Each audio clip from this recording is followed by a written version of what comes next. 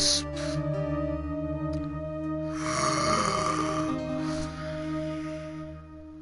Stream element spot running, emoji robot face. I can't get caught. Not like this.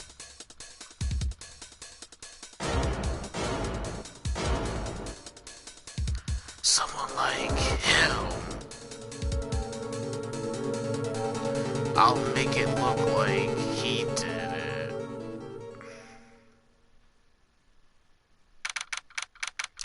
August 3rd, 9:47 a.m. District Court. Defendant lobby number 2. Boy, am I nervous. Right. Hi, Chief. Phew, I'm glad I made it on time. Well, I have to say, Phoenix, I'm impressed. Not everyone takes on a murder trial right off the bat like this.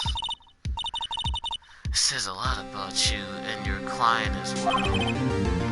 Thanks. Actually, it's because I owe him a favor. A favor? You mean you know the defendant before this case? You knew the defendant before this case? Yes. Actually, I kinda owe him my current job to him. He's one of the reasons I became an attorney. Well, that's news to me. I wanna help him out any way I can.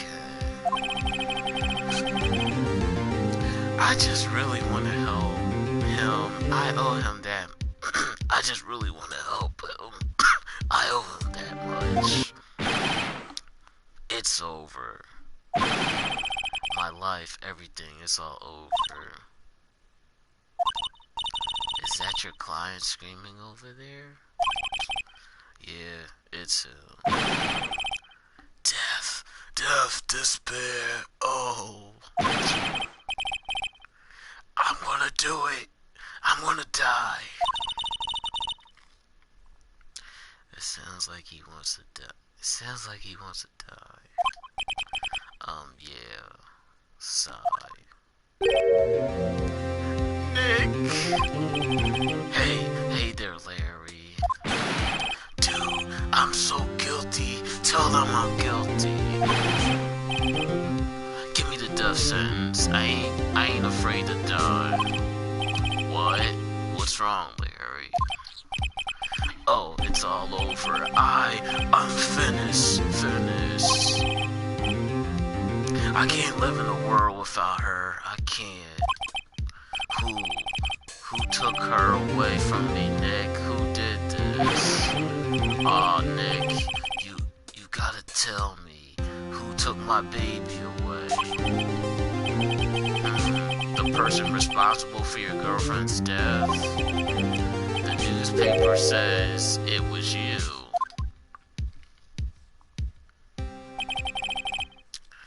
My name is Phoenix Wright. Here's the story. My first case is a fairly simple one.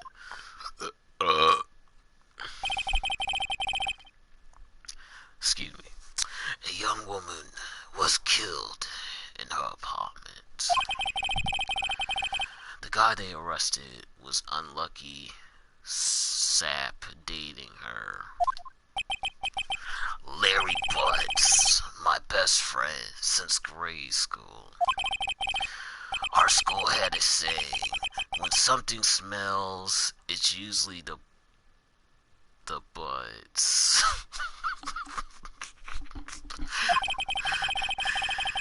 In the 23 years I've known him, it's usually been true.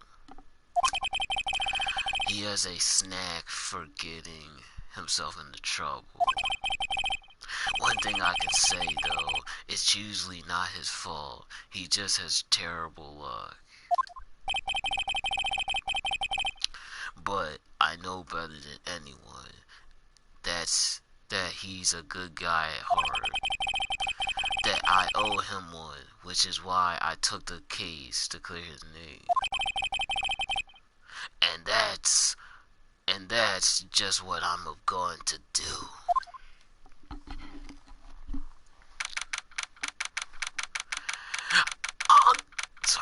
August 3rd, 10 a.m. District Court, courtroom number 2.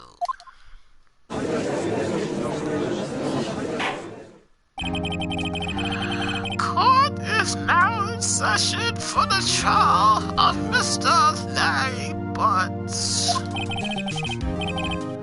The prosecution is ready, Your Honor. The defense is ready, Your Honor. Ahem. Mr. Wright, this is your first trial, is it not? Yes, Your Honor. I'm a little nervous. Your conduct during this trial will decide the fate of your client. Excuse me. Murder is a serious case. For your client's sake, I hope you can control your nerves. Thank you, Your Honor. Mr. Wright, given the circumstances, I think we should have a test to restrain your readiness. Yes, Your Honor. Cold handshaking, eyesight faded. The test will consist of a few simple questions. Answer them correctly and conceal. Please state the name of the defendant in this case. Larry Butts. The defendant, well, that's Larry Butts, Your Honor. Correct. Just keep your wits about you and you'll do fine. Next question. This is a murder trial. Tell me, what's the victim's name? Phew, I know this one. Glad I read the case report cover to cover so many times. It's wait.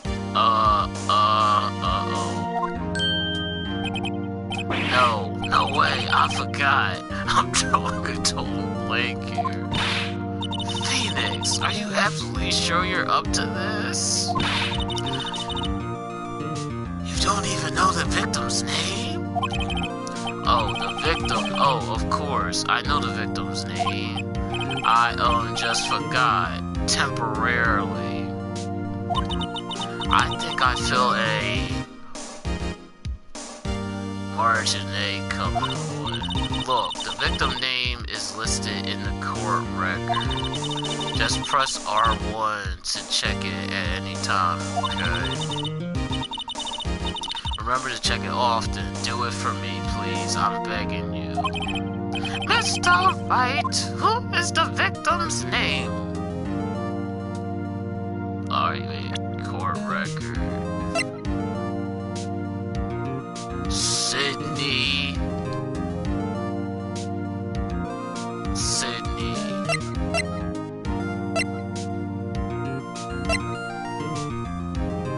It says Cindy.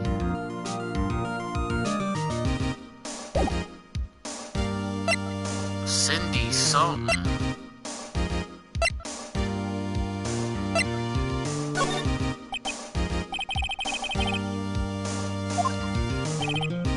Yes, I was right.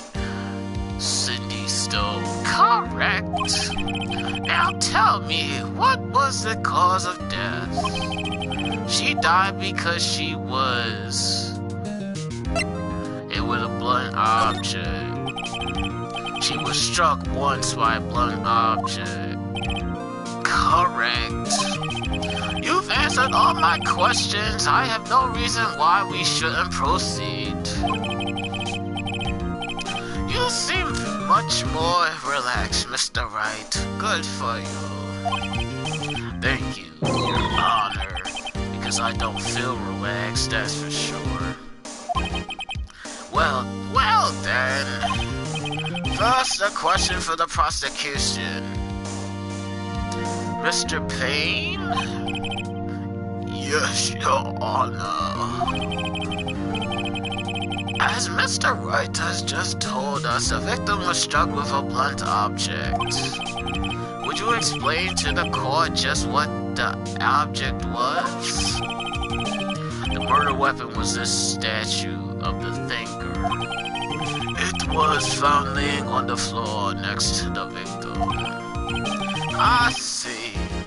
The court accepts it into the evidence. Haha. Right. Be sure to pay attention to any evidence added during the trial. That's evidence. That evidence is only the ammunition you have in court. Use the yeah, got it. Mr. Payne, the prosecution may call its first witness. The prosecution calls the defendant Mr. Butts. Mr. Butts to the stand. Alright, let me stop here a little. Oh, Chief, what do I do now? Pay attention. You don't want to miss any information that might help your client's case. You'll get your chance to respond to the prosecution later, so be ready. Let's just hope he doesn't say anything unfortunate.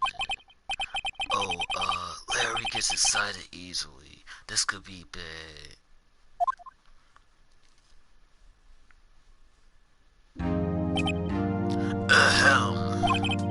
Mr. Butts, is it not true that the victim had recently dumped you? Hey, watch it, buddy. We were great together. We were Romeo and Juliet. Cleopatra and Mark Antony.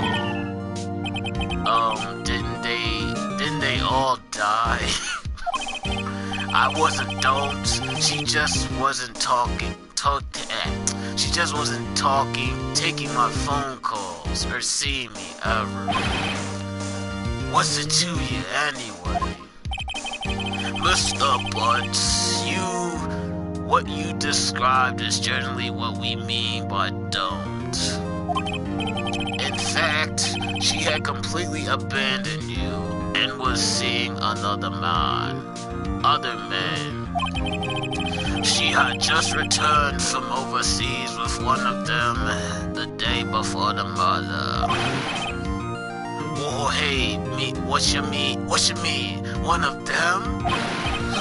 Lies, all of it, lies. I don't believe a word of it. Your Honor, the victim's passport. According to this, she was in Paris until the day before she died. Got it. Indeed, she appears to have returned the day before the murder. Dude, no way.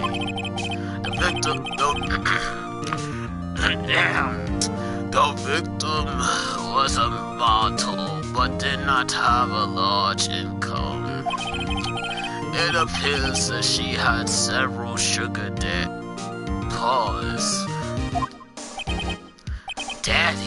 Sugar? Yes, older men who gave her money and gifts. She took their money and used it to support her lifestyle. Dude, we can clearly see what kind of woman this Miss Stone was. Tell me, Mr. Butts, what do you think of her now? Right? I don't think you want him to answer that question. Yeah, Larry has a way of running his mouth in all the wrong direction. Should I?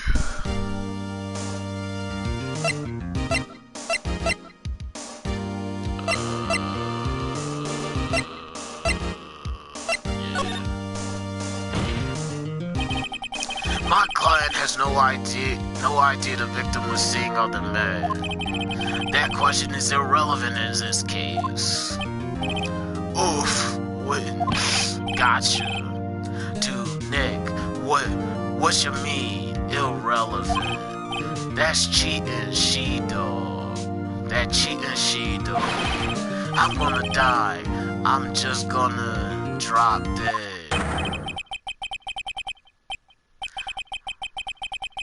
Going to the bottom like this. Let's get let's continue with the trial, shall we? I believe the accused motive is clear to everyone. Yes, quite. Oh boy, this is so not looking good. Next question. You went to the victim's apartment on the day of the murder, did you not? Gulp. Well, did you or did you not? Hey. Well, maybe I did, and maybe I didn't.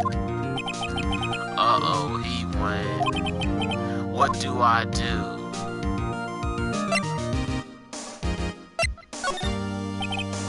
I know, I'll send him a signal. Tell the truth. Yeah, I was there, I went. Order? Well, Mr. Butts. Dude, chill. She wasn't home, man, so like, I didn't see her. Your Honor, defendant is lying. Lying? The prosecution would like to call a witness who can prove Mr. Butts is lying. Who Mr. Butts is lying? Well, that simplified matters. Who is your witness? The man who found the victim's body just before making the gruesome discovery. He saw the defendant fleeing the scene of the crime.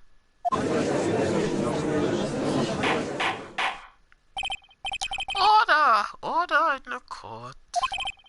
Mr. Plain, the prosecution may call its witness. Yes, Your Honor. This is bad. On the day of the murder, my witness was selling newspapers at the victim's building. Please bring Mr. Frank Sawit to the stand.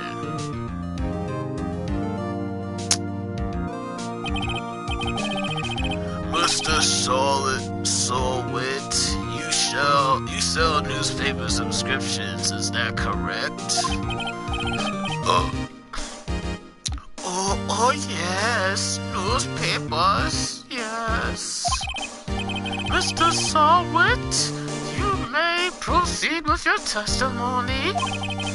Please tell the court what you saw on the day of the murder. Alright.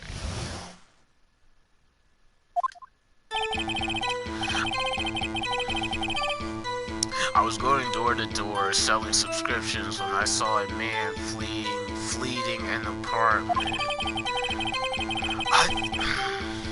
I thought he must be in a hurry before he left. The door half open behind him. Thinking it's strange, I looked inside the apartment. Then I saw her lying there, a woman not moving, dead. I crawled in fright and found myself unable to go inside. I thought to call the police immediately. However, the phone in her apartment wasn't working. I went to a nearby park and found a public phone. I remember the time exactly. It was 1 p.m. The man who ran was without a doubt the defendant sitting right over there.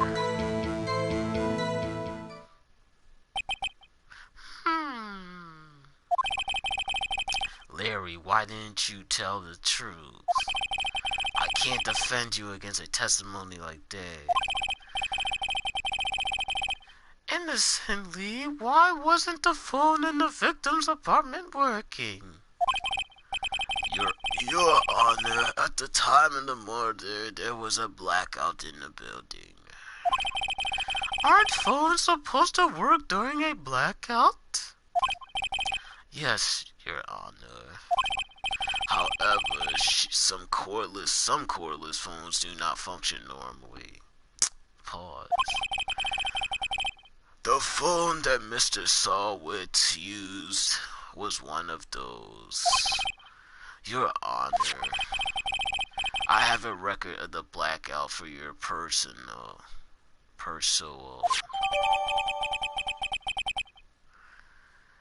Okay, let's show you blackout right now, Mr. Wright. Yes, Your Honor. You may begin your cross-examination. Cross-examination, Your Honor?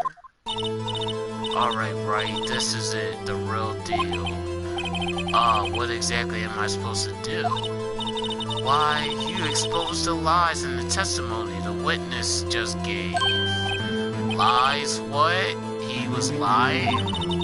Your client is innocent, right? Then that witness must have lied in his testimony. Or is your client really guilty? How do I prove he's not?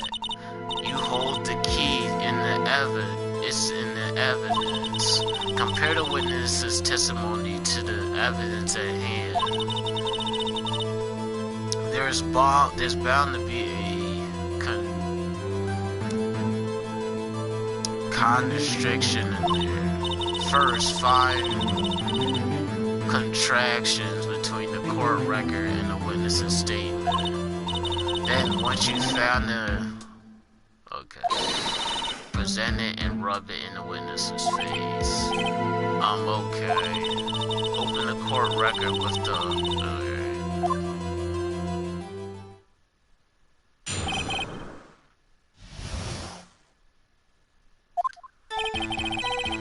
I was going door to door.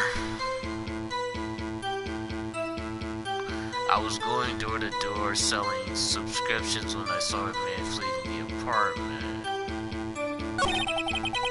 I thought he must be in a hurry because he left the door half open behind him.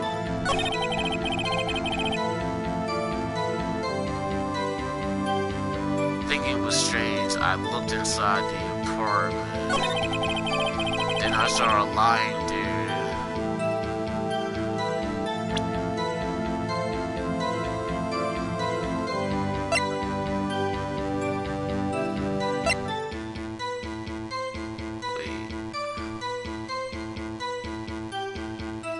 I saw that she was lying there, woman not moving dead. Okay.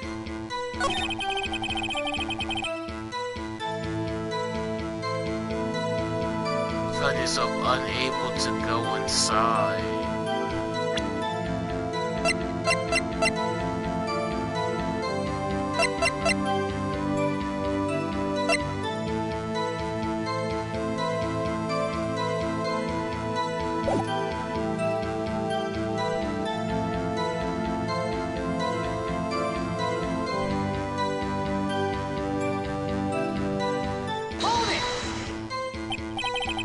So you didn't touch anything in the apartment?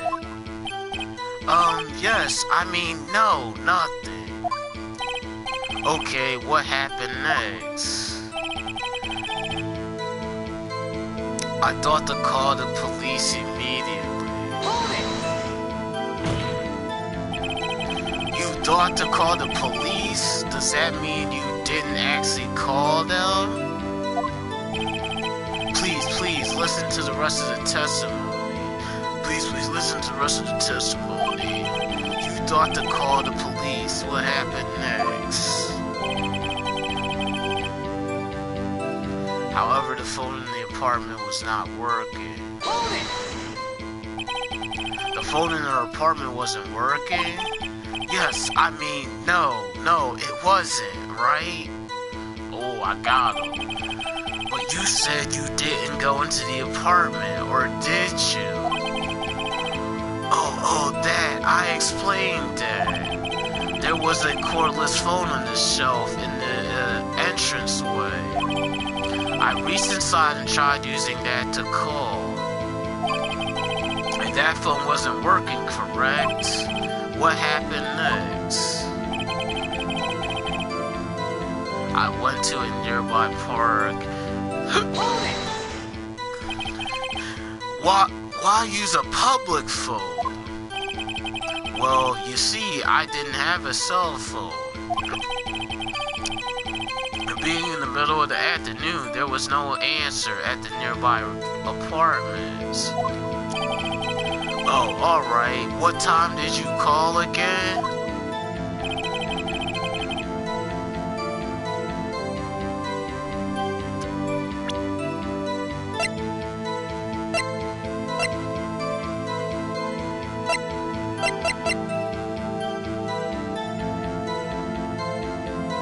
It was exactly 1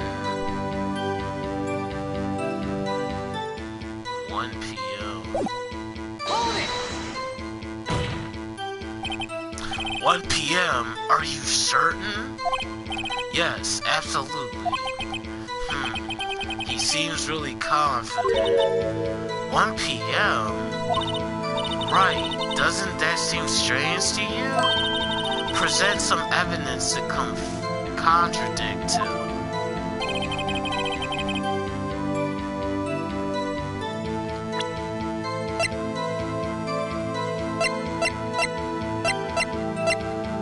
Wait, so if it was 1... Objection! You found the body at 1 p.m.? Are you sure? Yes, it was 1 p.m. for certain. Frankly, I found it hard to believe. Your statement directly contradicts the autopsy report. The autopsy notes the time of death at sometime after 4 p.m. There was nobody to find at 1 p.m. How do you explain this 3-hour gap? Oh, I got him. Oh, that. This is Treville. The witness merely forgot the time. Pause. After his testimony, I find it hard to believe. Mr. Sawit, why were you so certain that you found the body at 1 p.m.? Gee, that's a really good question. Great job, Wright. Way to put him on the spot. That's all you have to do. Point out contradictions. Lies always beget more lies. See through one and their whole story falls apart. Wait, I remember now. Would you care to give your testimony again?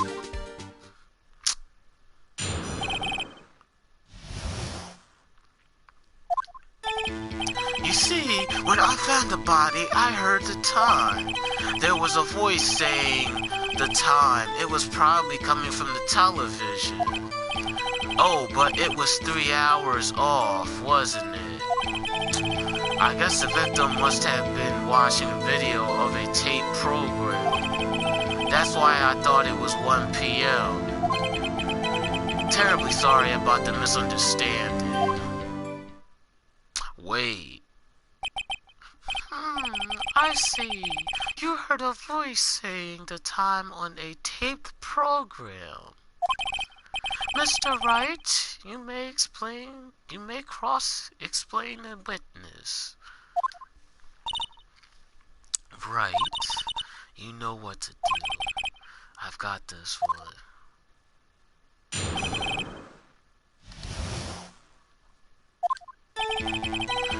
when I found the body, I heard the tongue. Hold it! You said heard, not saw? Yes, heard. All I saw was the body lying there. I didn't think to look at anything else, at least all my watch. Isn't that a little strange? So you're saying you heard something? But if you were so shocked by the body, you wouldn't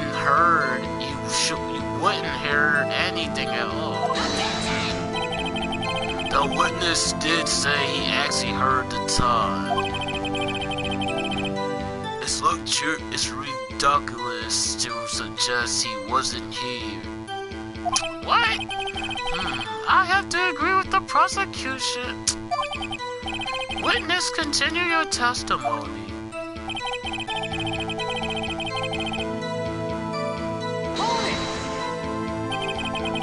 Are you sure it was a television and not a radio? Well, no, I guess might have been a radio. Innocently, there was no radio on the premises. There was only one large television. Right. I can't put my finger on it, but something about it that seems fishy. Something about hearing the television. The witness has testified he heard the tongue. Oh, but it was 3 hours off, wasn't it? Hold it! How do you explain the gap?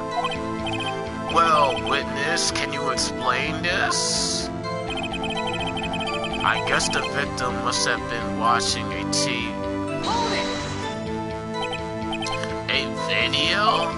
Yes, that would explain why the time was wrong. True. Right. I think the problem lies someplace else. We've agreed that you heard the time at the scene, then.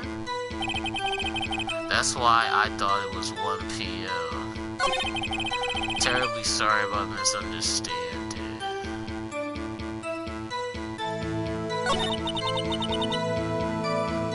Notice anything suspicious? You see, when I found the body, I heard the tongue. Hold it! You said heard, you not saw.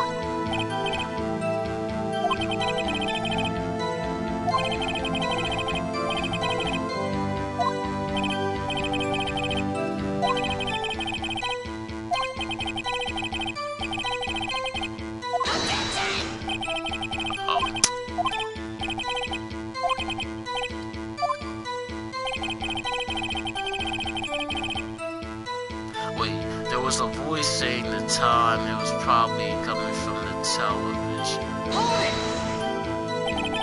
Are you sure it was a television? Oh, I did that.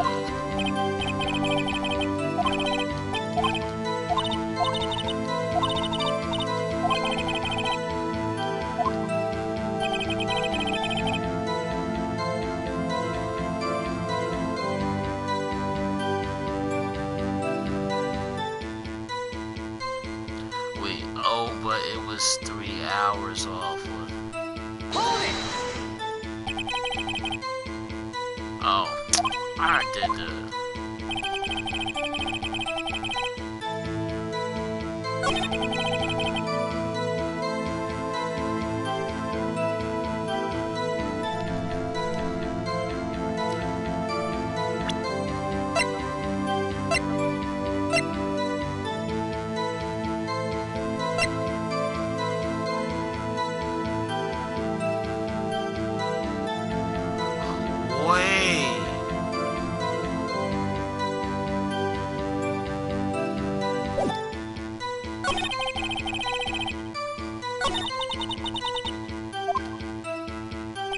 Wait, you see, when I found the body, I heard the tongue.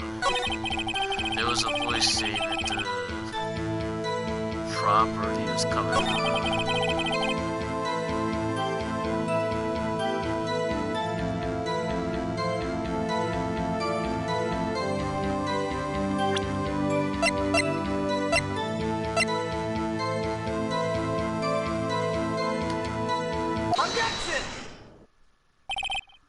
hold it right there.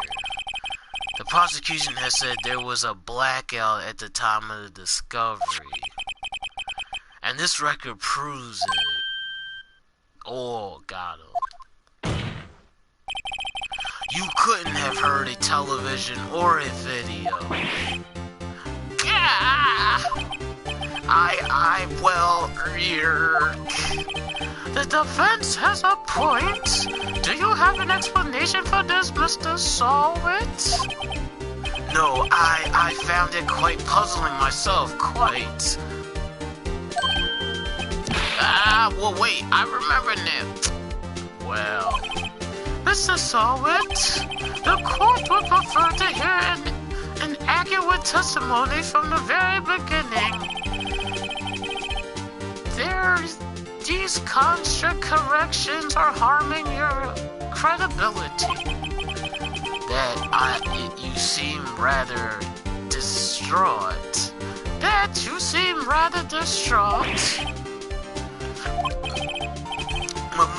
My apologies, Your Honor. It must have been the shocking of finding the body. Very well, Mr. Solwit.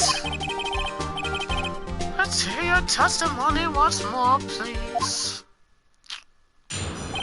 Bruh, this is ridiculous.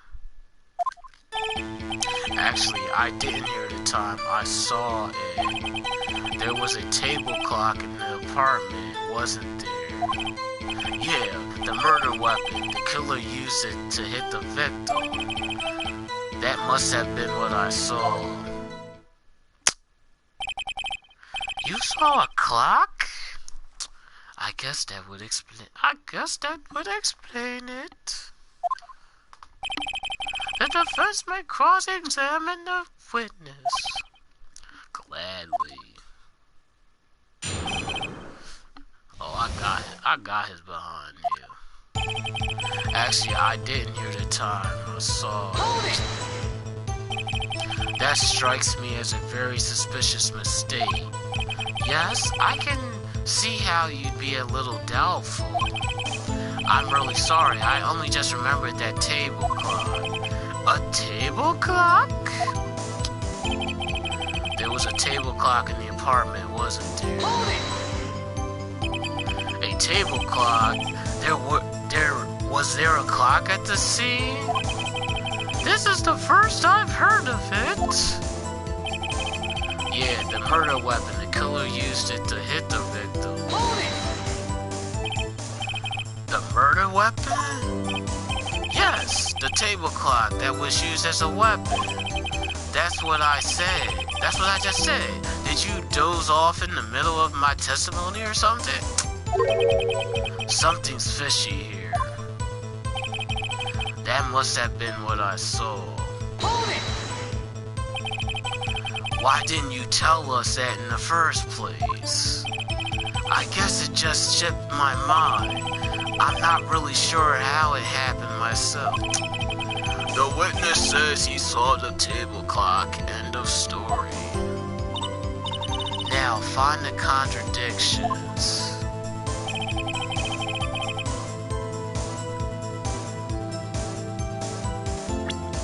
I didn't see. Actually, I didn't hear the time I saw it.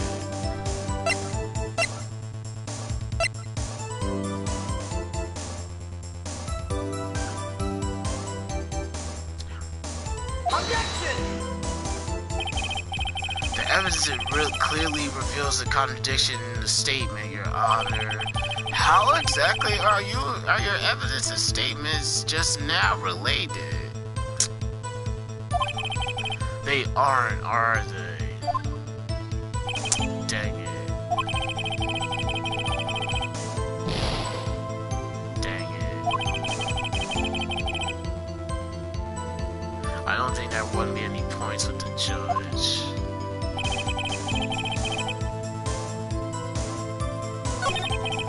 There was a table clock in the park. A table clock? Was there a clock? Oh, I did this.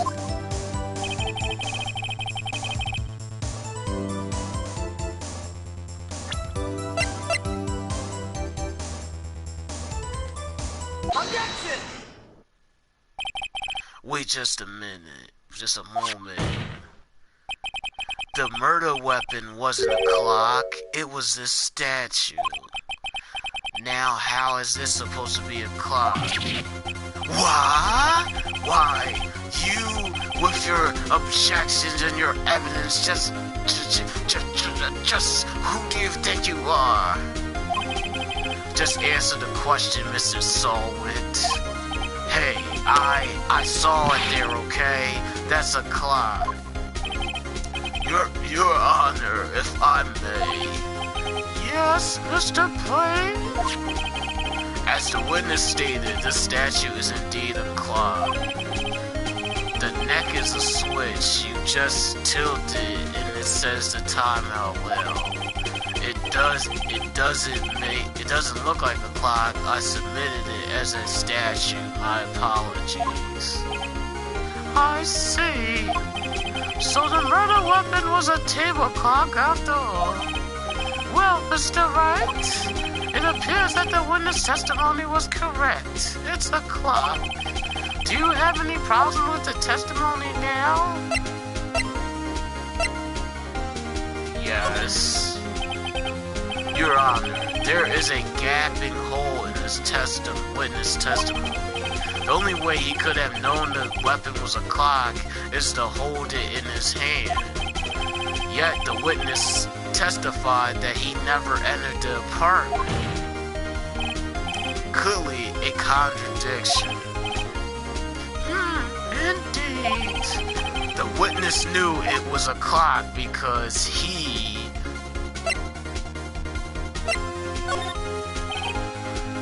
You're lying. You were inside the apartment on the day of the murder. Oh yeah, prove it. Prove I went in there. I'll do better than that. I can prove you were the one who killed her.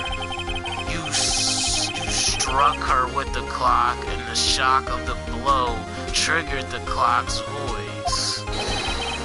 That was the sound you heard. Order in the court. Intriguing. Please continue, Mr. Wright. Yes, yes, Your Honor. Mr. Solwit, the sound must have left quite an impression on you. Understandable, since the murder weapon spoke just as you hit the victim. The voice was burned into your mind. That's why you were so certain about the time. Wait, what's the meaning of this? This is all baseless conjuncture. What, baseless? Just look at the witness's face. Would the witness care to elaborate? Would the witness care to elaborate? Did you strike the victim with the clock? That day, I never. Look, the clock I heard, no, I mean, I saw. God, shut up. I hate you. I did it. It was me. I tell you, I saw him. He killed her, and he should burn, give him death.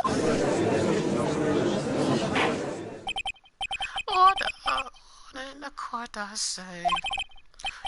Your Honor, a moment, please. There isn't a shred of evidence supporting the defense's claims. Mr. Wright, Your Honor, you claim the sound the witness heard came from the clock. Do you have any evidence? The whole case is riding on this. I better think it through carefully. Why, Your Honor, the sound Mr. Solwit heard was definitely this clock.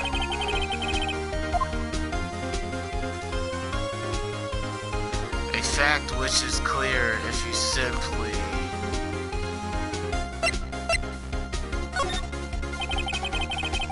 all you have to do is examine the batteries. The batteries are in the right way. The clock seems to be working fine. What exactly do you mean, Mr. Wright? That clock was working fine. Yes, and I'm sorry. I think I got confused, man. Mr. Wright?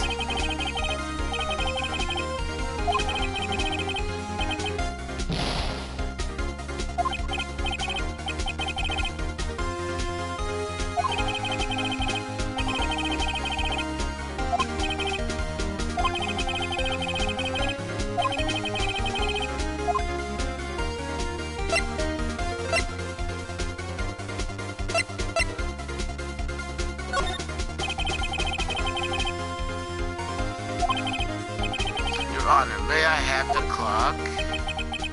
I asked the court to listen very carefully. Beep. I think it's 8:25. That certainly is a strange way to announce the time. Well, he is a thinker after all. So, we've heard the clock. What's your conclusion, Mr. Wright? Mr. Prane, can you tell me what time it is now? It's 11:25. Irk. As you can see, this clock is exactly 3 hours slow. Precisely the discrepancy between what Mr. Solvent heard and the actual time of death. So, Mr. Solvent, try to talk your way out of this. Ha ha ha ha. You forgot one thing. Oh, what's he talking about now? While it may seem like that clock is running 3 hours slow, it proves nothing. How do you know it was running 3 hours slow on the day of the murder?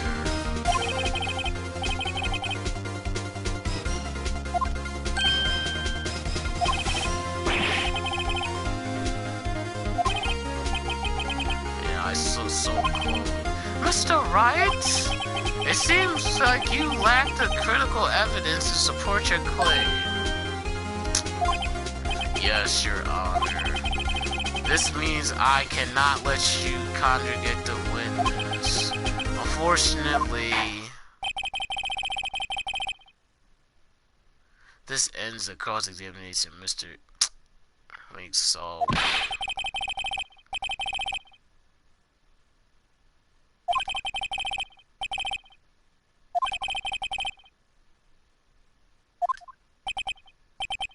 I almost had it. Sorry, Larry, I failed you. There's nothing I can do about it, Neil. Not so fast, Mr. Solwyn. I mean Chief. Listen up, Wright. Don't throw this one away. Not like this thing. But Chief, it's over. I can't prove the clock was slow the day of the murder. Nobody can prove that. Well, yes. But that doesn't mean you can't still win. Try thinking out the box. Don't waste time doubting the facts. Assume the clock was 3 hours slow and think through it. So, why was the clock 3 hours slow? Figure out the reasons and you'll have your proof. Right? Can you think of a reason as why the clock would have been 3 hours slow?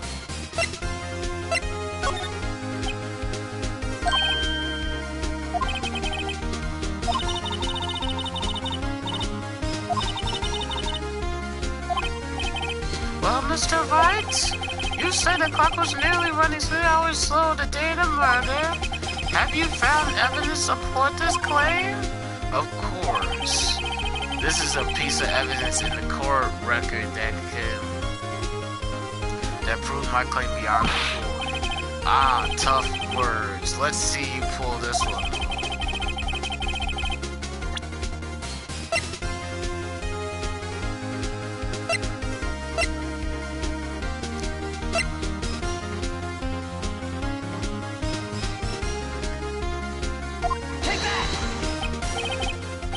Excuse me, this proves your claim. How? I can't see what that evidence has to do with the crime.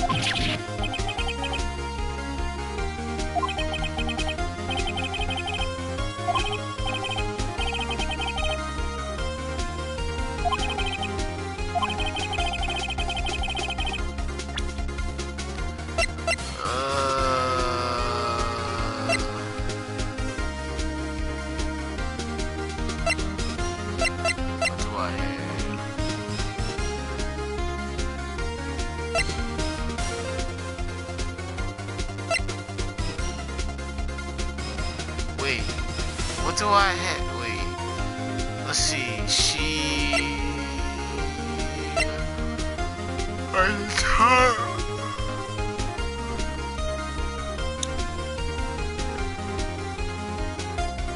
This is the time of.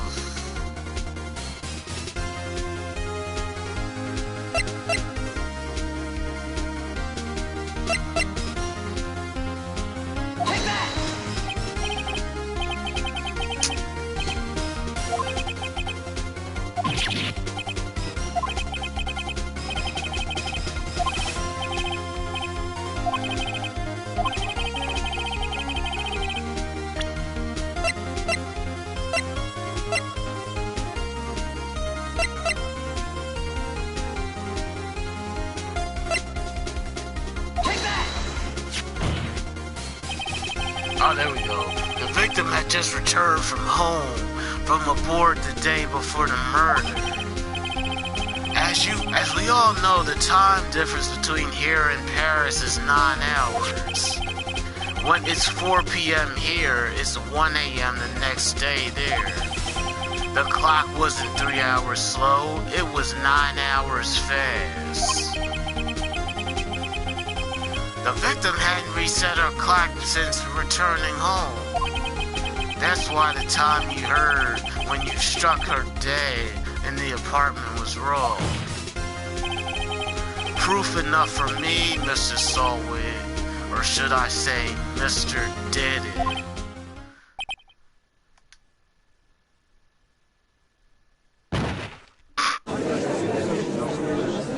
Got him. Order, I say. Well, this case has certainly turned out differently than what we all expected. Mr. Wright, your witness.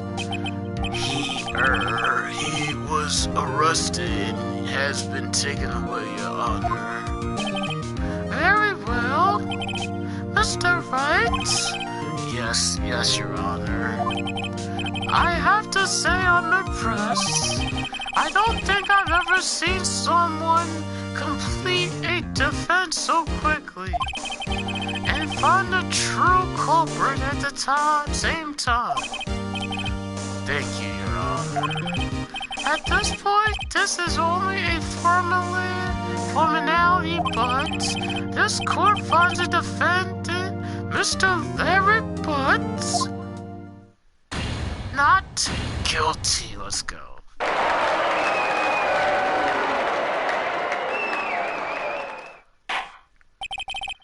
And with that, the court is adjourned.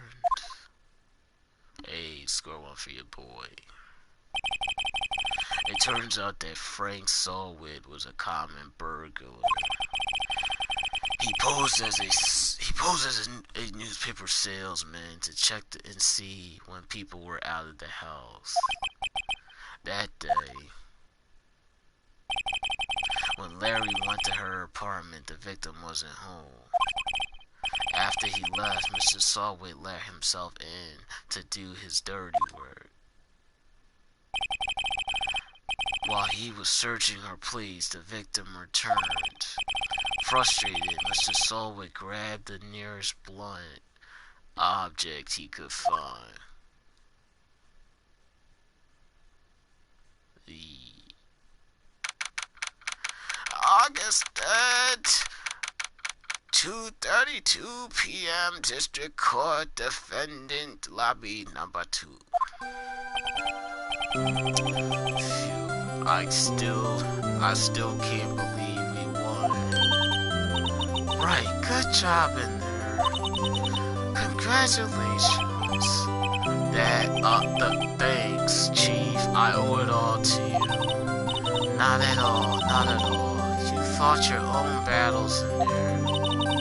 It's been a while since I've seen the trial end on such a satisfying note. I've never seen the chief looking this happy. If she's this glad, imagine how Larry must feel. My life is over. Larry, you're supposed to be happy. What's wrong now? Nick, don't worry about me. I'll be dead and gone soon. Good, wait, no. I mean bad. Larry, you're innocent. The case is closed. But my Cindy, Wendy's gone, man. Gone forever. Larry, she was a... No, never mind. Congratulations, Harry. Harry? Yes, you. I can practically see the headlines now. Harry Butts innocent. Hey, thanks. I really owe you one. I won't forget this ever. Let's celebrate dinner, movie, my treat. Oh no, I couldn't. Hey, I was the one who got you off the hook. Oh, hey. Here, take this. It's a present. A present for me? Wait, wasn't this the evidence that... Actually, I made this clock for her. I made one for her and one for me. Really? You made this? Well, thank you. I'll keep it as a memento. Yo, Nick. Can you believe it? I was so into that chick. And she was just playing me for a fool.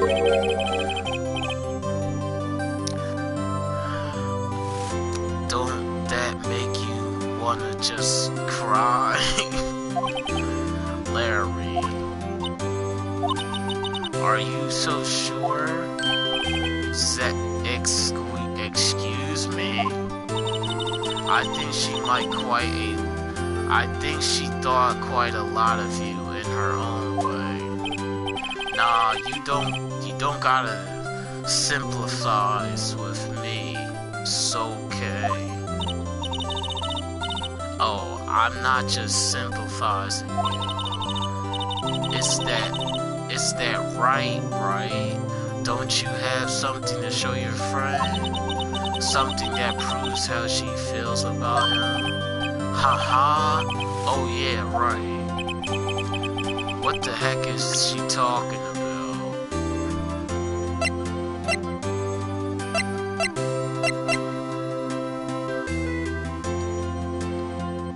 Take that!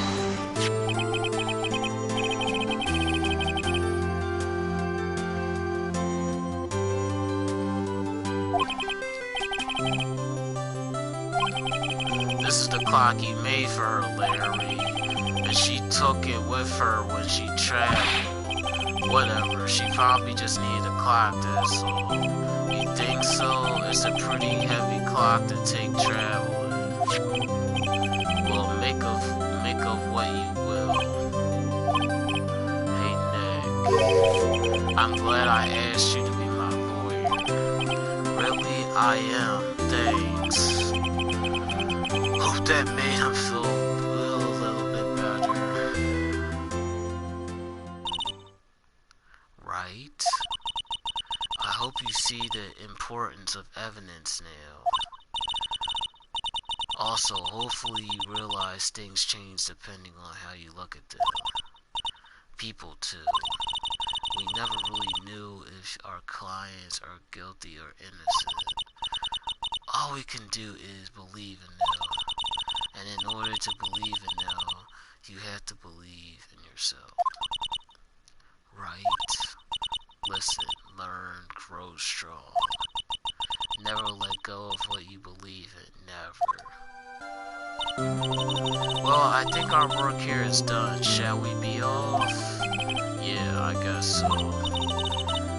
Say how about dinner on me? We'll drink a toast to innocent buds. Yeah. Oh, speaking of Harry, you were saying part of why you became a lawyer was because of him? Yeah, part of it. You have to tell me more about it sometime.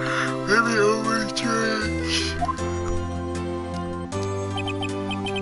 And so my first trial came to a close. Larry slapped me on the back and said, "Gee, Nick, it's good to have friends. But I'm pretty sure he's not going to pay us unless you count on the clock he gave me." I didn't know it then, but that clock was soon going to be at the center of another innocent.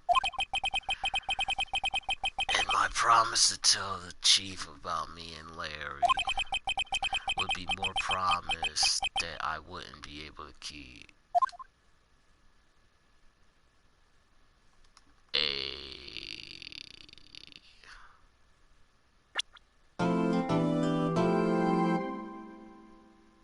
Oh, number 2. Oh, we are going to... No, yeah. Let's do another one. Argue.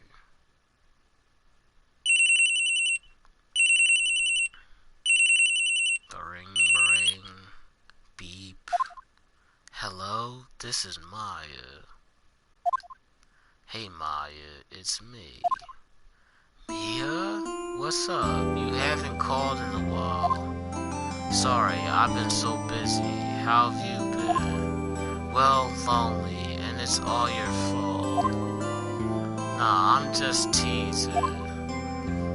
I've been great. I'm finally getting used to having my own place. That's good to hear. Actually, I'm calling because I have a favor to ask. I know. You want me to hold evidence for you. Sharp as always. There's a lot of buzz about the upcoming trial. I just don't feel safe keeping the evidence here. I gotcha, so what is it this time? It's a clock. A clock.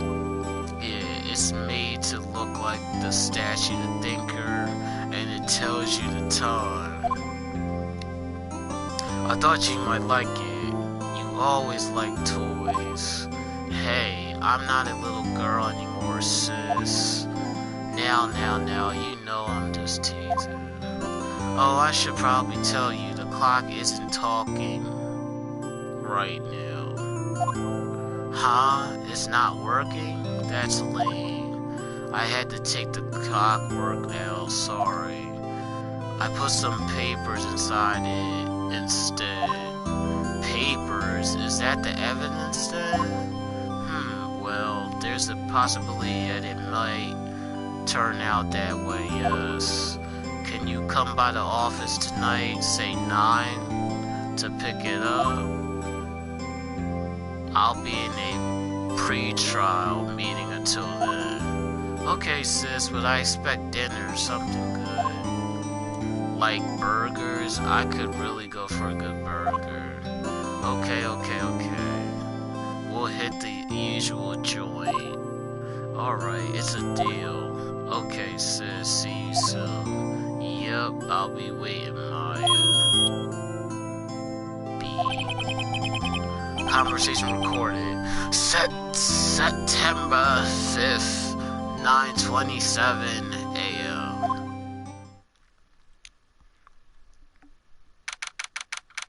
September 5th, 8:57 p.m. Fay and Cope Law Offices. Alright, let me stop. Now, Miss Fay, I'll take what's mine, the papers. I'm sorry, but I can't give you what I don't have. Miss Fay, you are a poor liar. Why, I see it right over there. That must be the thinker that swallowed those papers. How could you know? How could you know? Ho ho. Are you not convigorous of my background? Gathering information is my business, you see. I should have been more careful. Ho ho. My dear Miss Fay, I am so very sorry. For what? But I'm afraid I must ask you for one more thing.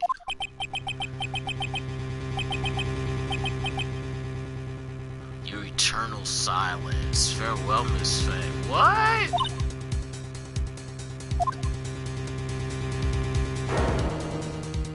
Pause.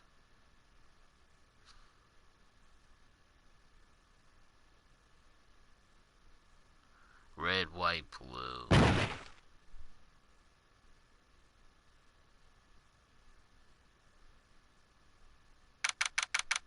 September 5th, 9:08 p.m. Fay and Co. Law Offices.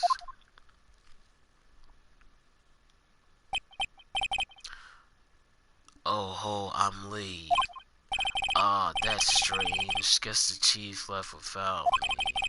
She said her sister was coming over, so we should go out for dinner. What's that smell? Blood? Mia? Maybe she's in our office.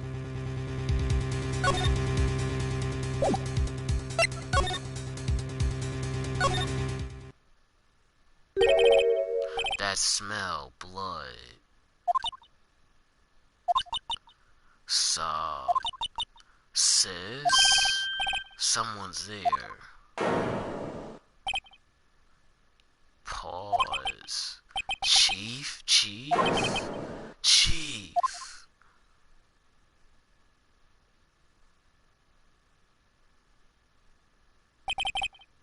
Who are you?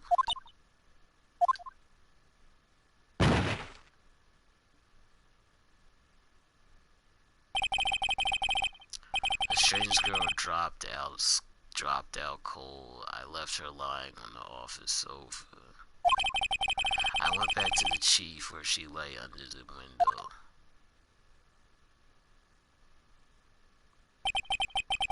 Her body was still warm.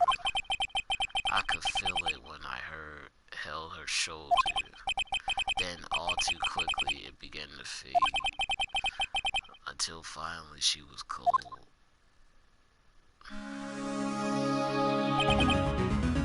Chief.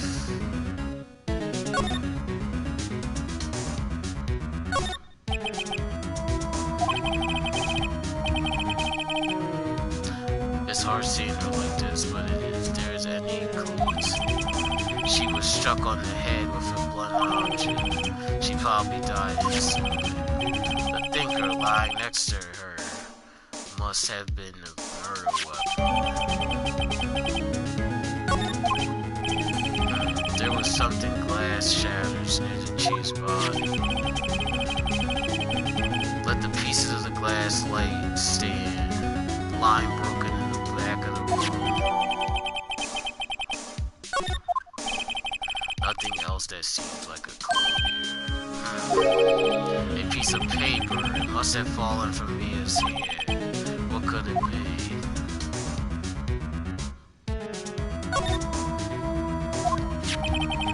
A word is written in the blood on this scrap of paper. write this? This piece of paper is a receipt from a department store dated yesterday. I think that's enough snooping around for now. I'd better call the police and find out what that girl was doing.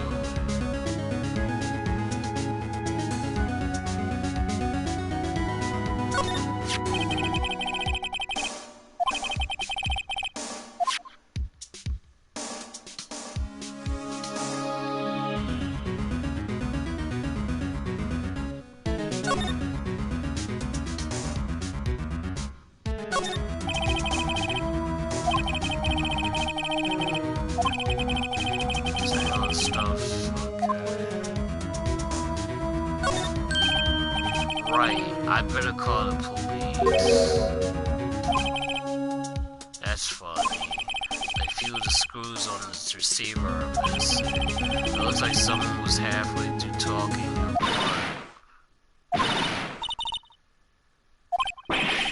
Wait, what? What was that? Someone screaming from outside the window. She's staring right at me. She's holding a phone in her hand. Oh, shoot.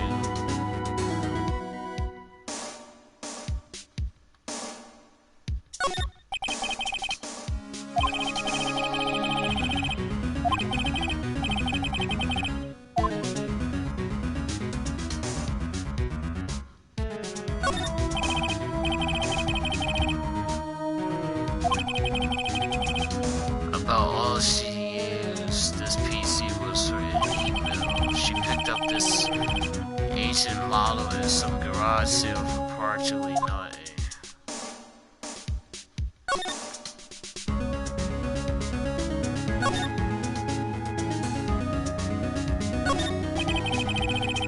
All that she's important documents are packed in here. This is where she filed her case records and recent rulings.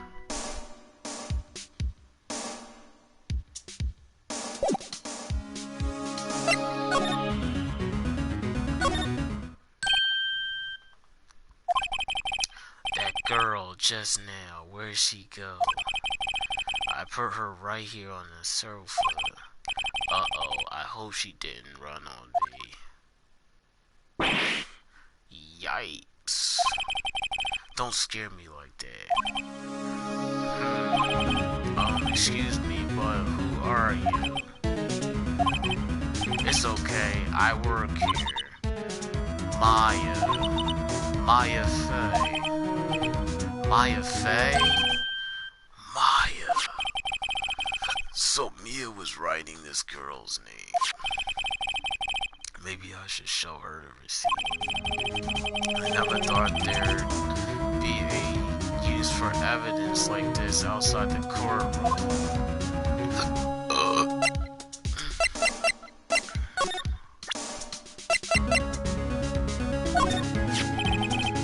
Before Mia died, she wrote a message with her own blood. She wrote it on the back of this receipt. That's my name. Why would she write my name? Please just calm down. Why would she just write my name? Oh, now I've done it.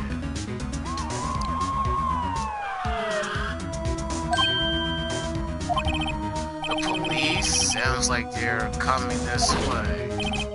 Freeze, police.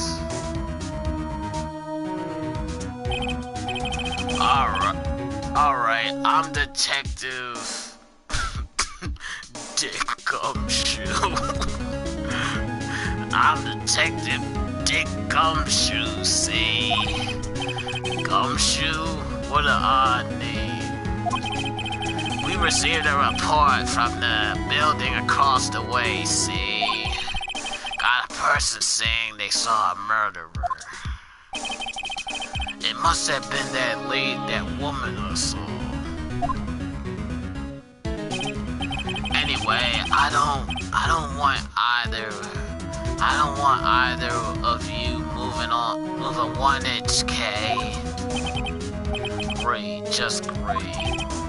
Maya, wait, she wouldn't have done nothing. What? Excuse me. Eek. This word Maya here mean anything to you? That's my name. What? The victim drew this here note in her own blood, see? With her dying breath, she wrote down the killer's name. Killer? I'm not scared. Case closed. You're coming down to the predict, ma'am. What? Wow. Mia's younger sister Maya was arrested on the spot. I was taken in for questioning and didn't get out until the next morning. My eyes were heavy, but I couldn't sleep. I sat around waiting for visiting hours to begin at the detention center. I had to talk to Maya as soon as possible. September 6, 9:07 a.m. Detention center visiting visitors room. Well, they had poor Maya locked up like a criminal. Oh, it's you, the lawyer. Good morning. Good morning. She looks so tired. Are you going to be my attorney? Well, that's what I wanted to talk to you, Bill.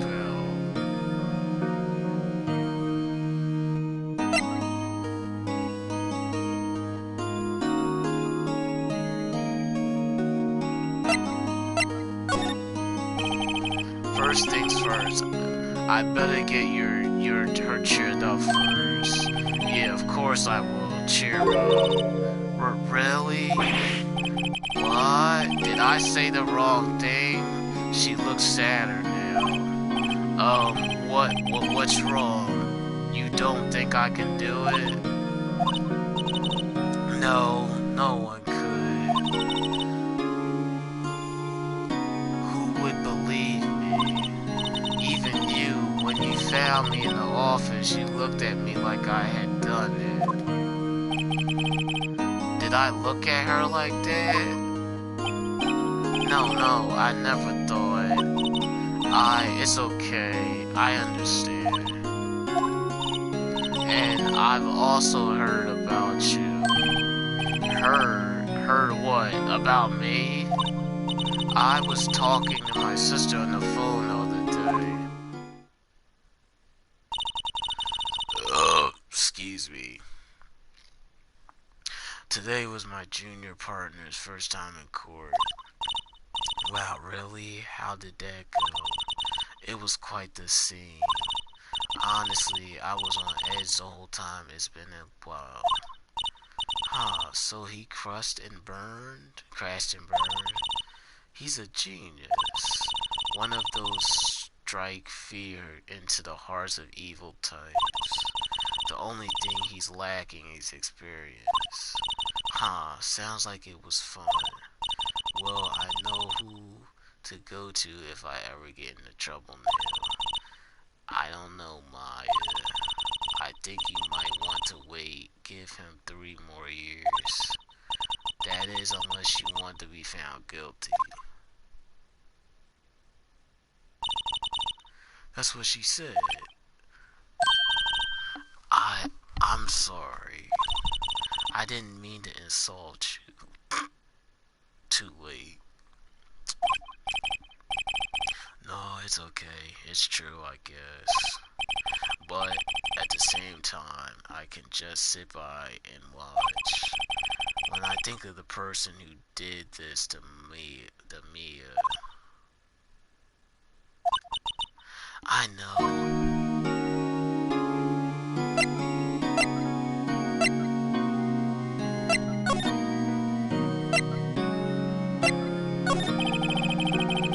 something I've been wanting to ask you. Yes? What's with the outfit? Oh, this? This is what all... I'll just wear it. It's my uniform, you see. You could say. Like people in religious training, what is it to you? Oh, it's nothing strange, really. I'm a spirit medium in training. What? A spirit medium? I'm pretty sure that qualifies as strange. What?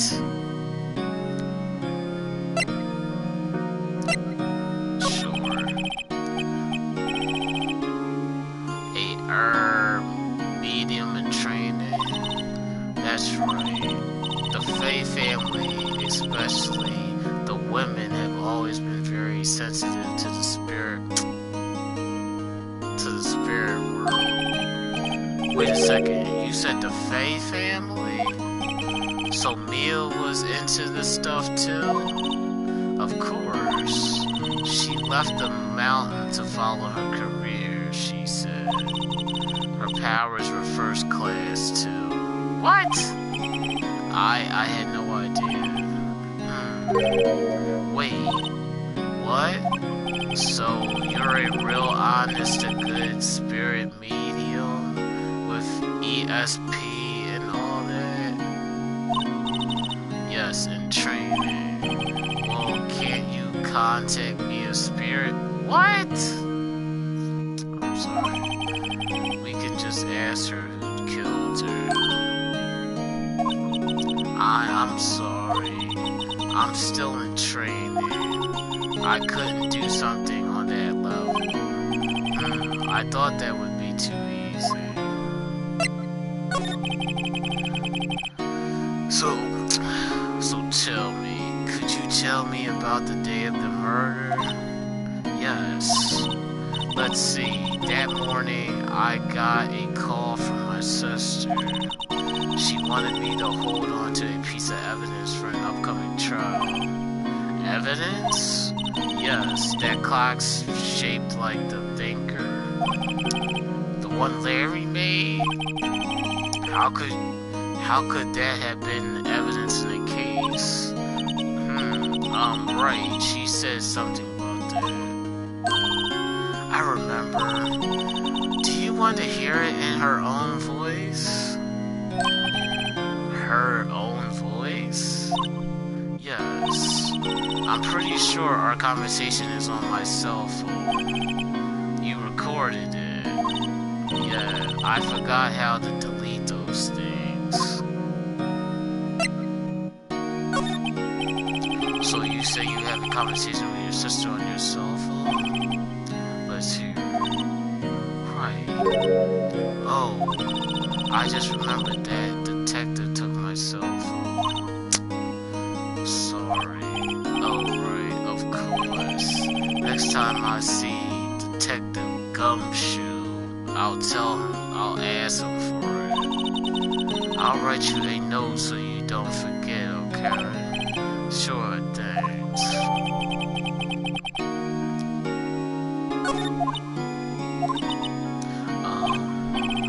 Something the matter? I was wondering, could I ask you a favor? This is the address of a famous lawyer. My sister gave me this a long time ago. She said if I was ever in trouble, I should call him. And well, I'm in trouble. Do you think you could go ask him to represent me? Sure. Thank you so much. I have no one else to turn to.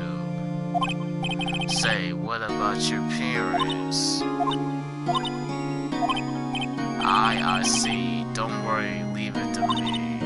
Thank you. The trial's tomorrow at 10 o'clock. What, tomorrow?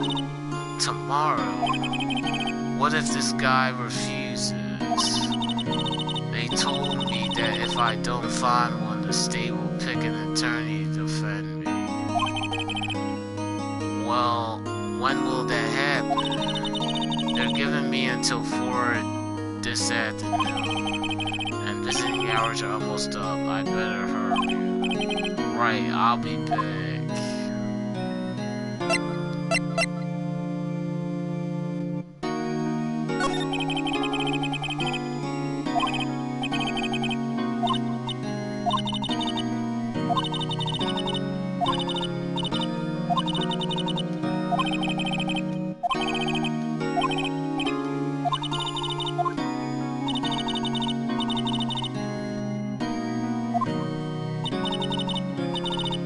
I found her, my sister.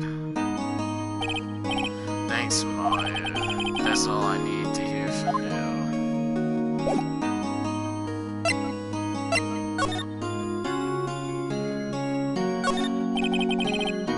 Smile for the camera.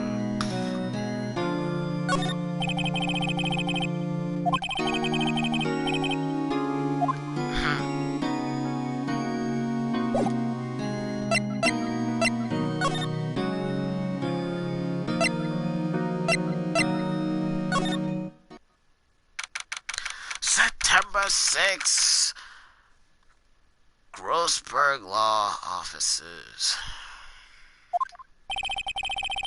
According to the representative, the big boss is out. She couldn't say when he'd be back. It must be hard to keep track of everything when you're a famous lawyer. Not to mention running an office like this. I guess I'll just have it to come back later.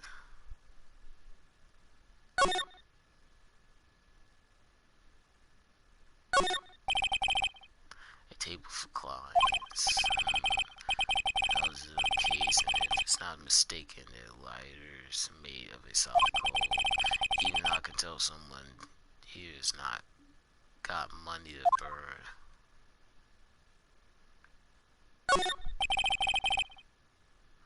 An expensive potted plant. No idea what kind of plant it is, but it's probably the most expensive one available.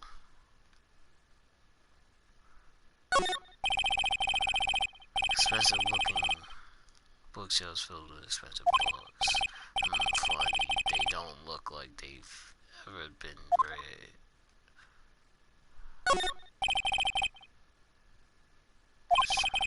The wood's been polished to a deep luster.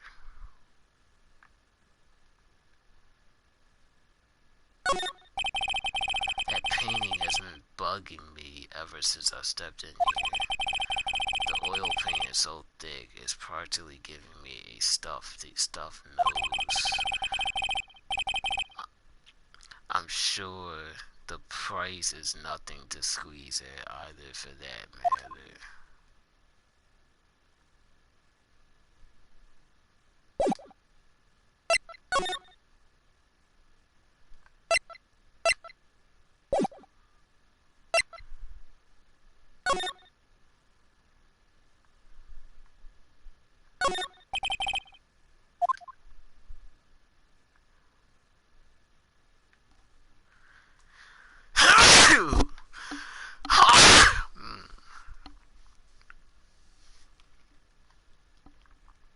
Okay.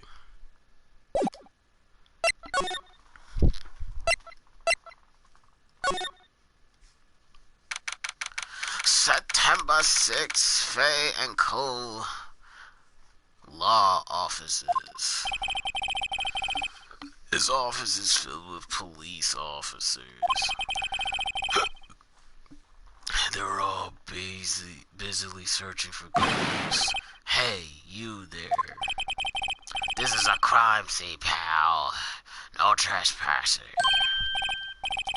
Oh, I'm sorry. Don't I know you from somewhere? Wait, you're that Butts guy, aren't you? Pause. No, Phoenix Wright. How could anyone mistaken me for Larry? Guess I got the wrong name, Mr. Wright. Sorry about that. No, you not. That Butts guy, he was a killer.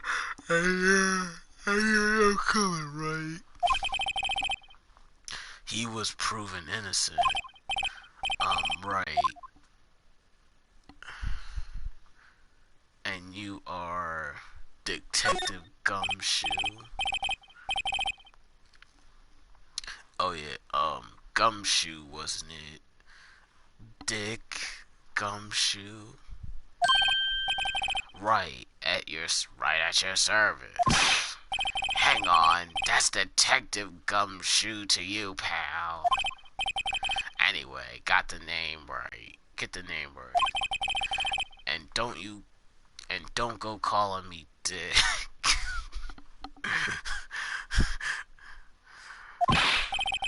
Hey Dick, get over here. Yeah, yes sir. Be right back. Be right there. Hell. You're her lawyer, right, pal? If you got business here, you'd better do it quick. Phew, he thinks I'm Maya's lawyer.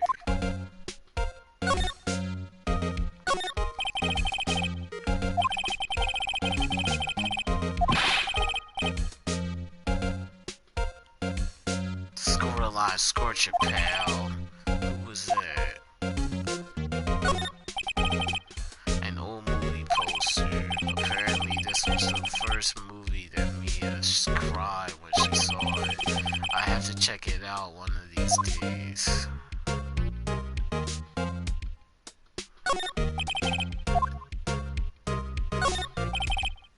Mia's desk, perfectly clean as always. The only thing is it's missing Mia. The sky is blue and so am I. There's that hotel right across the way.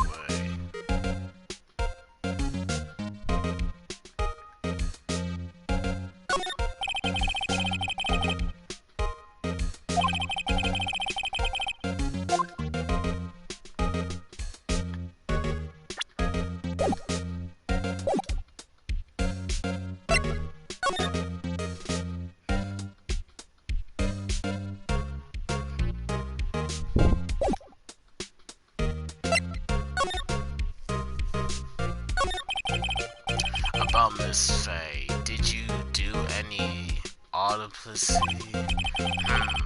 You want to know the results, eh? Now, don't you look at me like that, pal.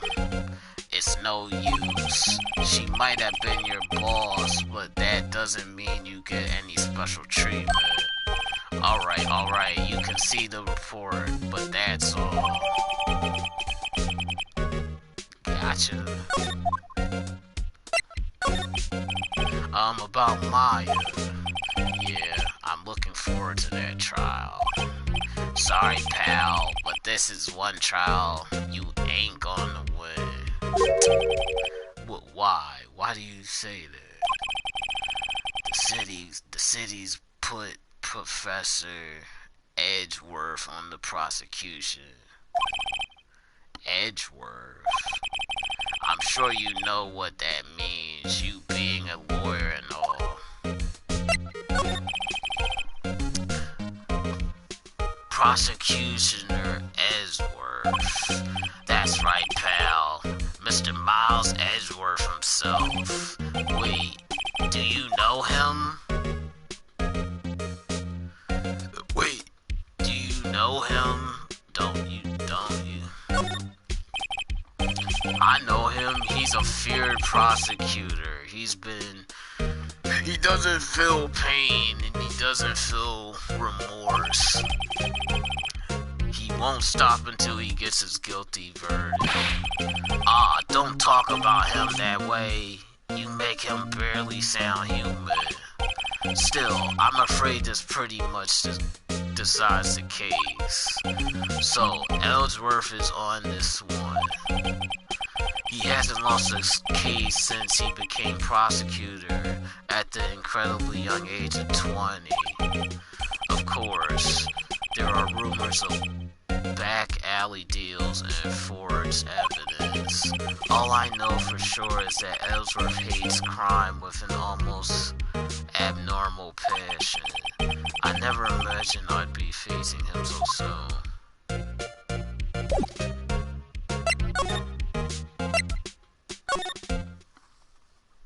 Oh, he not there yet? Well, he's still in here.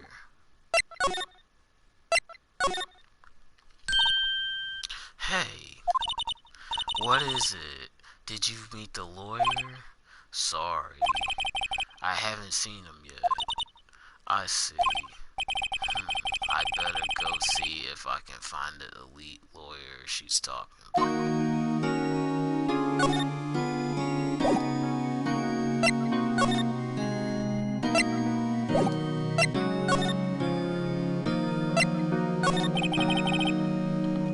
What about your family? I only had my sister. My father died when I was very young, and I don't know where my mother is. Don't know, so she could still be alive?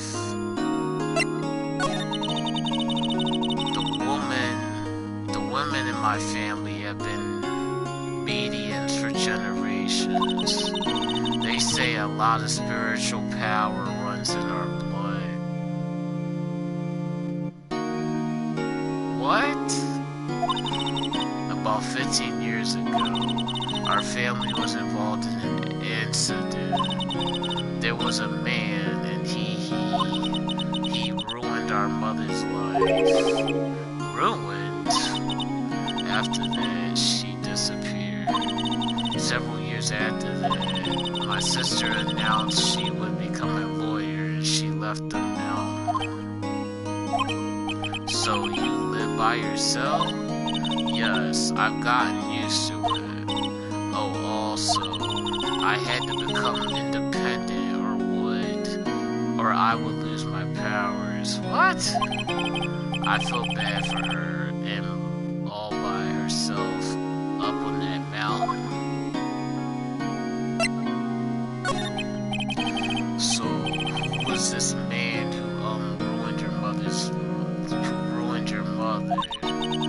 About 15 years ago, there was an unusual murder case. It made quite a stir. Everyone was talking about it, apparently. The police were running out of leads, and they were getting desperate. Wait, they didn't use a spirit medium, did they?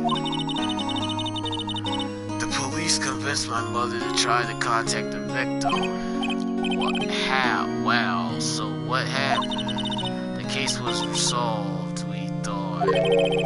You thought? The man my mother helped the police capture was innocent. The police continuation with a medium had all been carried out in secret, of course. But a man found out about it and leaked it to the press.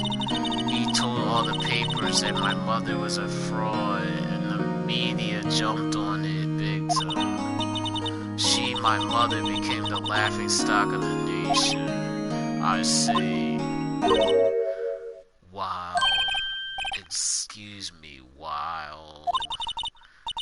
That was his name, my sister told me. A White? White?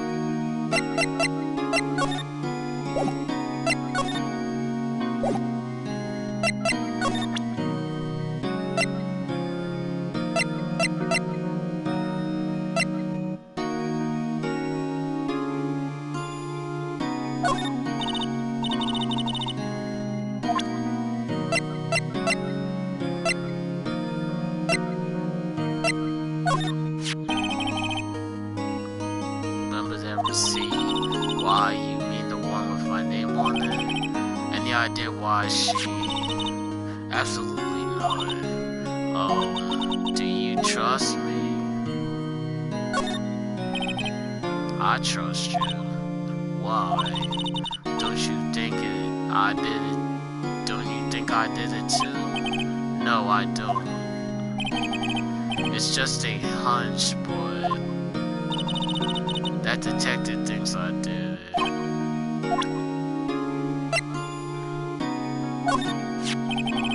This was lying next to the chief's body. I saw that too. They said they thought there were pieces of a broken light stand. Yeah, that seems about right. Thought I'd never heard of a glass light stand before this. I wanted to ask you about the murder weapon. Poor sis. Better not ask about this now.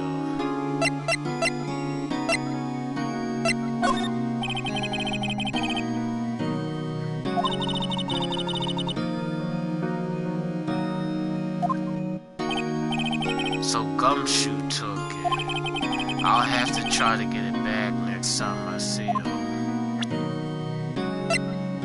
Let's go get it then. I know he's there.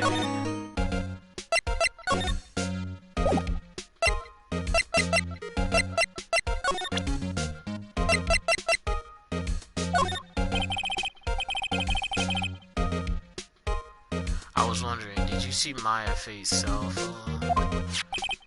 Oh, that. I have that. Do you think you could give it back? Sure. I mean, wait a second, pal. Tricky lawyer. He's on to me.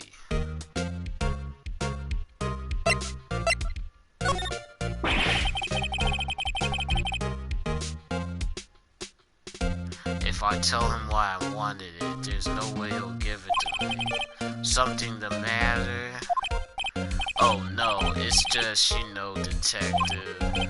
No, I know nothing, pal. That cell phone has a lot of numbers on it, like her boyfriend's. A cell phone holds all a little girl's sweetest and spiciest secrets. Yerk, why, you're trying to confuse me. Sorry, pal. I already checked all the numbers in memory. Impressive. You're quite the detective. Oh, here. You can have the phone back. There wasn't any suspicious call records in there after all. Seems he doesn't notice the recorded conversation. Got it. Check the court record to hear the conversation. I guess I've asked all the questions I needed to. You all done, pal? Yes, thank you. I'll be heading out now. Oh, wait. One more thing I want to mention to you. I don't suppose you're planning on talking to that witness. Anyway, you'd better not. Influencing the witness with your lawyer ways, pal. Come to think of it, I had completely forgotten about her. The witness. Yeah, Miss April May. I'm sorry about this, but I can't tell you anything about her. Well, you just told me her name, Miss May, huh? So you've sent her home already then? You're trying your lawyery tricks on me now. She's not going out. She's not to go outside her room until the trial. So she's still in the hotel across the way. I guess I should know better than to try to get a detective to leak information. You got that right, pal. Time to pay a visit to Miss May.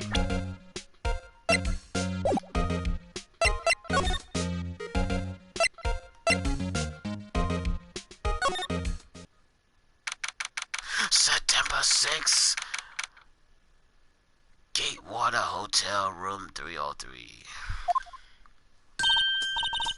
Well, hello there, handsome. Hi, smooth, right, real smooth. You're the lawyer, aren't you? The detective told me. He said, don't say anything to that lawyer, pal. Tee-hee. Pause. Memo to self. Thank Detective Gumshoe for making my job harder. Gee, this is all like something out of a movie. It's all so exciting, I hardly contain myself. Oh, let's see. Let me go freshen up so I can look the part of the beautiful witness. I pity the lawyer that has to cross-examine this one.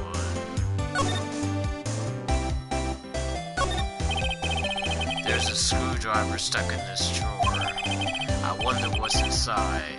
Let's take a look. Hey, hey. What are you doing? No touching. Ooh, bad boy. Why you really shouldn't be pretty around in other people's rooms now? You shouldn't want to make me upset, would you? Upset? I thought she was going to explode for a second there. I wonder what could be inside the drawer.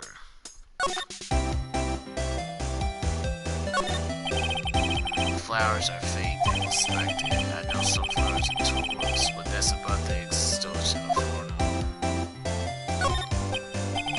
I still see painted. Wait, should that be still life? Whatever, one of those hiding on the wall. A bottle and 2 glasses on the table. Somebody must be staying with her.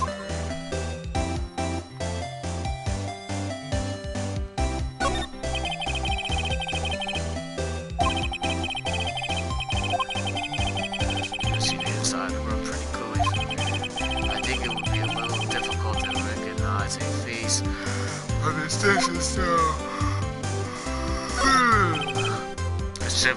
A simple bag. It's been recently made. Nothing eye-catching there.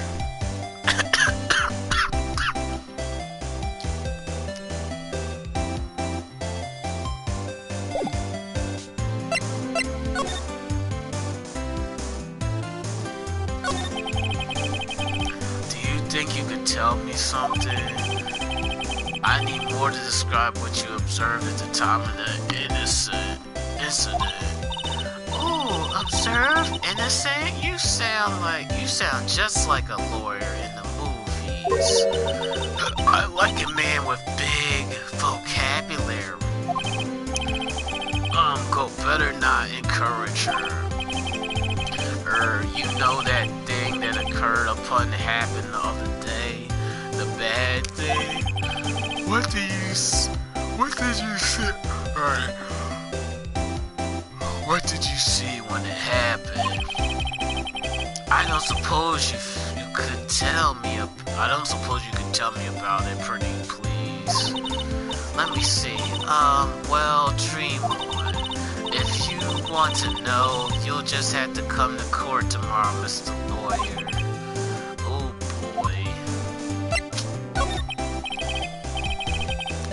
Could you just... Who exactly are you? Oh, Mr. Lawyer, you are hitting on me. Oh, no, hey, I'm just doing my job. Tee, you know you're cute when you blush. Pause. Believe me, this is the first time in my life I've blushed this much. Right, can you just tell me what it is you do? Well, no, T, and you had your little hopes up, didn't you? Oh boy. I see there are 2 glasses on the table. Is someone staying here with you? Oh, what amazing powers of observation. You must be one of those famous detectives like on television. Oh no, not me. I'm, just a lawyer. Say, Mr. Big Detective, why don't you go look for clues in the garbage, Miss Faye doesn't like nosy little lawyers. Oh boy.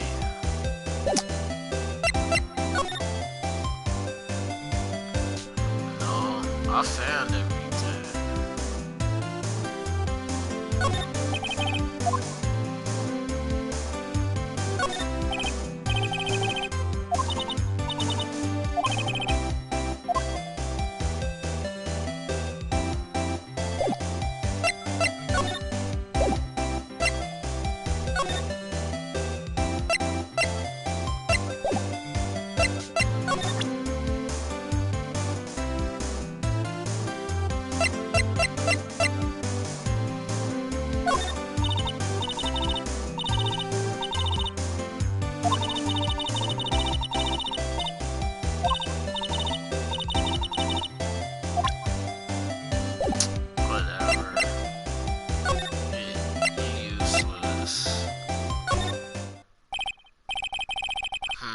Seems like Mr.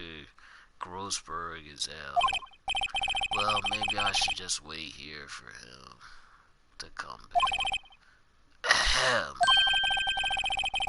If that wasn't the most over-the-top clearing of the throat I've ever heard. Ahem. So, you're the one they say has been looking for me. Yes, that's me. He looks even grander than I imagined. That's that badge on your collar. Oh, so you're a lawyer, are you now? Yes, well, yes. What do you want? I'm not particularly busy these days. Please proceed. Not busy? Then how come no one could get in touch with you? Something the matter. You came to see the one and only Marvin Grossberg, did you not? Well, here I am, boy. What do you want? Out with it. Well, sir, actually, it's about Maya Faye. Yes, Maya Faye. Go on. Why the strange reaction? Ha-cha-cha. I'm really quite busy here, son. I can't go taking cases on a day's notice. No, it's quite impossible. Wait a second. How did you know the trial was tomorrow? You're ahem. Anyway, I'm afraid it's entirely impossible for me to represent her. Sorry, end the discussion. What's going on? He refused me before I even got a chance to ask him. He's a nut. What do I tell Maya?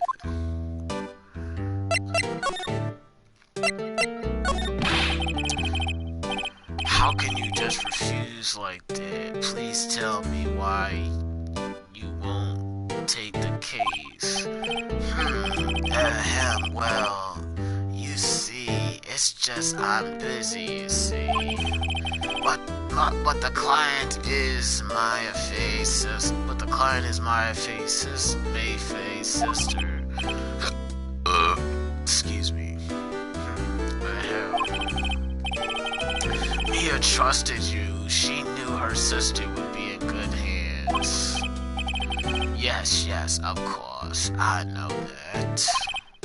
However, I'm sorry, but I must refuse. Sorry, goodbye. Creep. Fine. I don't have time to argue with you anyway. I'll go look somewhere else. Grumble. Think not. Huh? Did you say something? Did you say something? I think not, I said. What do you mean? I'm terribly sorry. But I'm afraid that no lawyer's worth their salt will take on this particular case. Terribly sorry, my boy. Why? I cannot say. I beg your pardon, but could you leave now? I have nothing more to discuss with you. What's going on here? How did you know Mayor Faye? She worked here a long time ago. Quite the apprentice, that one. Learned my techniques in the blink of an eye. She left one day quite suddenly. She had a mission, you see. A mission? You could see it in her eyes. She followed it with a burning passion, never looked back, that one. That's quite a painting. Aha, you know this. It's my pride and joy, expensive, isn't it? Well, isn't it? The color of the sky, the hue of the sea, and the wave of that straw hat. It's worth at least 3 million. I have no intention of parting with it, of course. No, I won't sell it, not even to you. I wasn't interested. It's not for sale. I'm not buying cheese.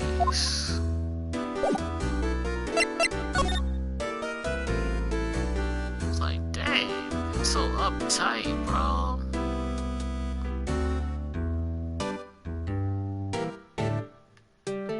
Oh yeah, now look at that.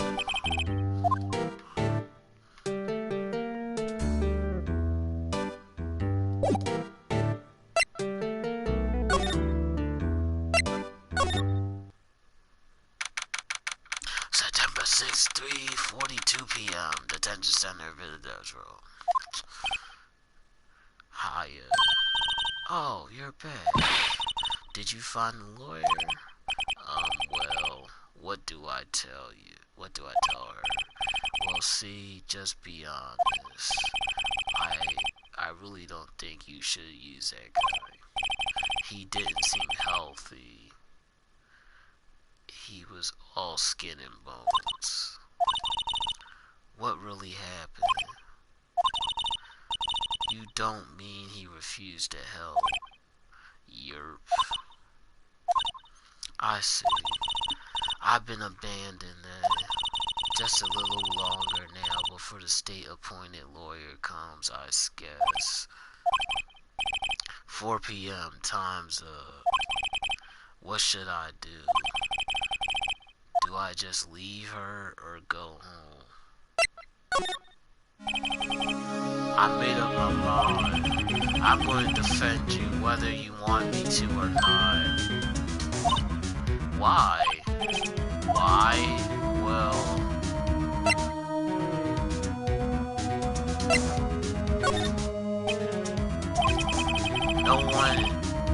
No one is as sad as a person without any friends. I know I've been there a long time ago. Why did I become a lawyer in the first place? Because someone has to look out for the people who have no one on their side.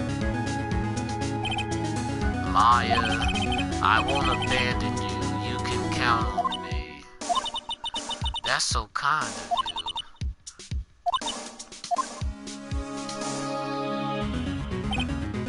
Well, let's fight this one and get you out of here.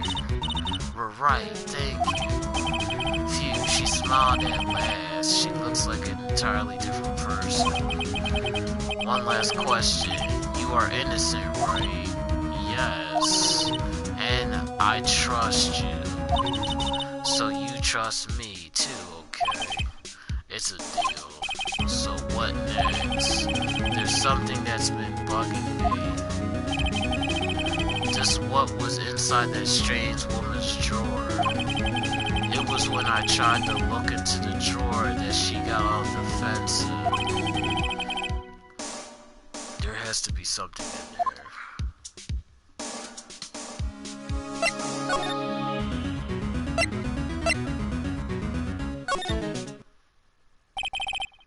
Good afternoon, sir. Excuse me, you are?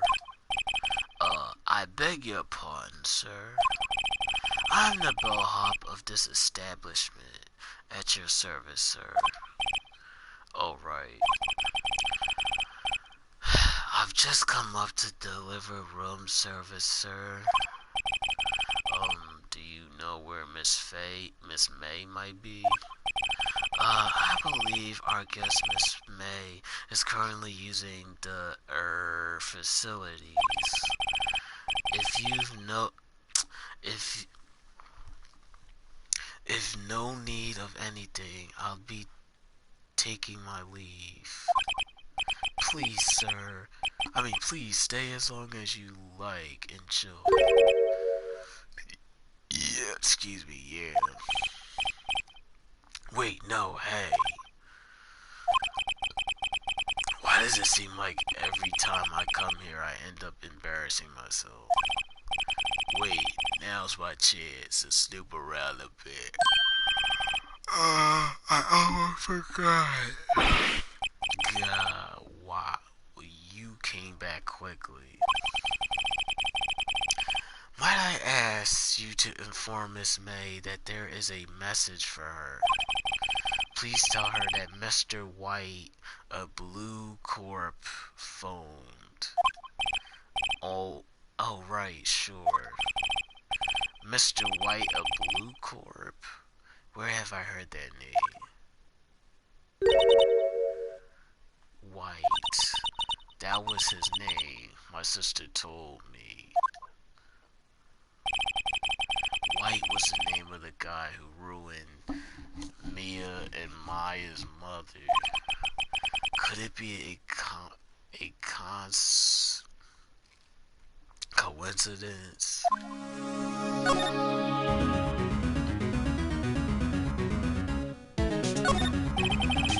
The cigar stuck at the half open drawer. Now's my chance to see what's inside.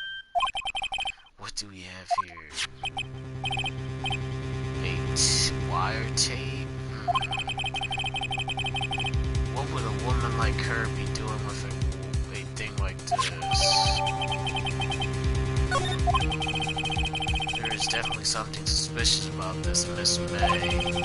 Why would she have been something like this in her hotel room? There's a story behind all this, I know it.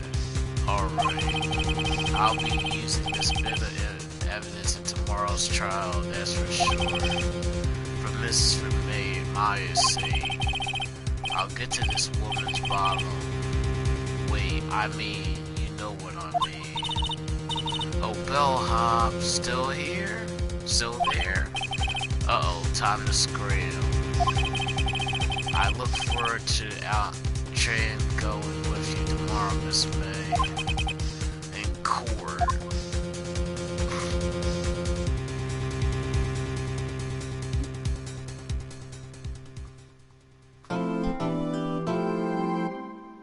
Alright.